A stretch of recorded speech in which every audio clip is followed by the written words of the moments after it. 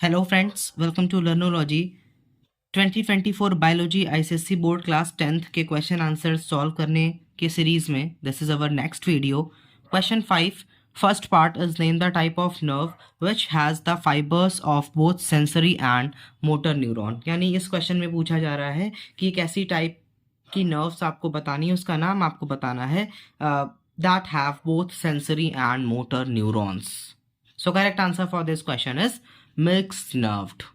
Mixed nerve यानी एक ऐसी नर्व मिक्स्ड नर्व है जो इसका आंसर है, जो कि जिसके पास सेंसरी और मोटर न्यूरॉन के फाइबर्स होते हैं। Second question, differentiate between australopithecus and modern man based on body hair.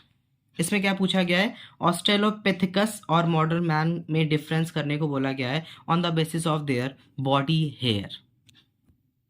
आपकी बुक में इवोल्यूशन वाले चैप्टर में एक कंप्लीट टेबल गिवन है, उसी से ये क्वेश्चन आपके एग्जाम में पूछा गया था। This is body hair. If you talk about australopithecus, body covered with hair, but at the same time if you talk about modern man, जिसे हम होमोसैपियंस सैपियंस भी बोलते हैं, हाईली रेड्यूस्ड बॉडी हेयर। यानी बॉडी हेयर मॉडर्न मैन के case में काफ़ी reduced हो चुके हैं, एंड ऑस्ट्रेलियोपैथिकस जो कि जस्ट स्टार्टिंग की स्टेज है, उसमें बॉडी हेयर पूरी बॉडी पे कवर है।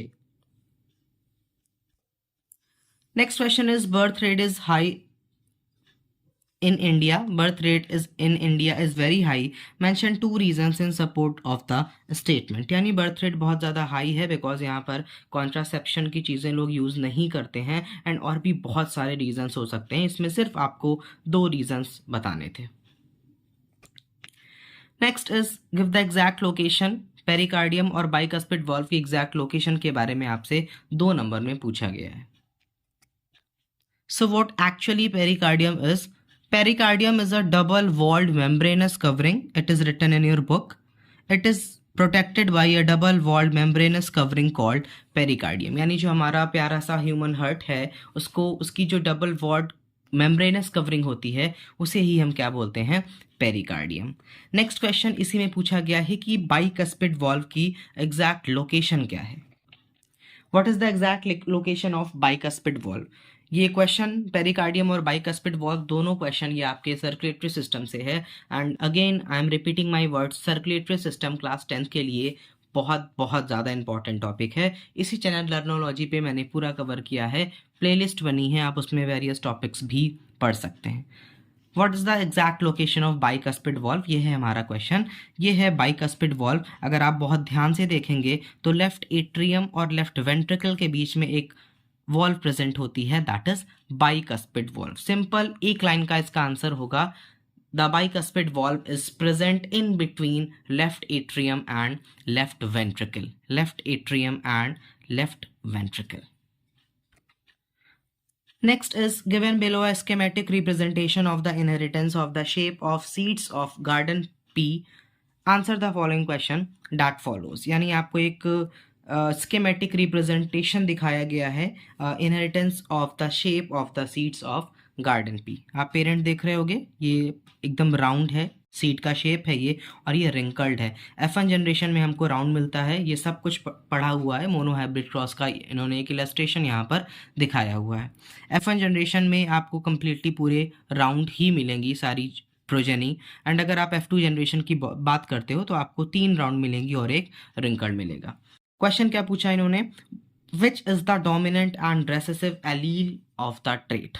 डोमिनेंट एलील की अगर हम बात करते हैं, डोमिनेंट एलील क्या होता है? जो आगे की जनरेशन में एक्सप्रेस होता है dominantly, that is what called dominant allele. Dominant allele यहाँ पर क्या होगा? Round shape of seed is a dominant allele here. What about recessive allele? Recessive allele is wrinkled shape of garden pea. What does the ratio 3:1 in F2 generation represent? यानी जो 3:1 का ratio F2 generation में आ रहा है, उसे उसका क्या मतलब है, वो क्या रिप्रेजेंट कर रहा है? वो ये रिप्रेजेंट कर रहा है 3:1, यानी 3 आपको राउंड मिल रहे हैं एंड एक अकेला आपको रिंकल्ड मिल रहा है। और अगर हम स्पेसिफिक बात करेंगे तो 3:1 in this diagram shows phenotypic ratio, यानी देखने पर चीज़ें जैसे लगती हैं That is what called phenotypic ratio, 3:1. State Mendel's law of dominance, ये मैंने पहले भी बताया था कि जितने भी लॉज हैं मेंडल के, चाहे वो मेंडल लॉ ऑफ डोमिनेंस हो, इंडिपेंडेंट असॉर्टमेंट हो या लॉ ऑफ सेग्रीगेशन हो, ये तीनों बहुत बहुत इंपॉर्टेंट हैं. This is your Mendel's law of dominance.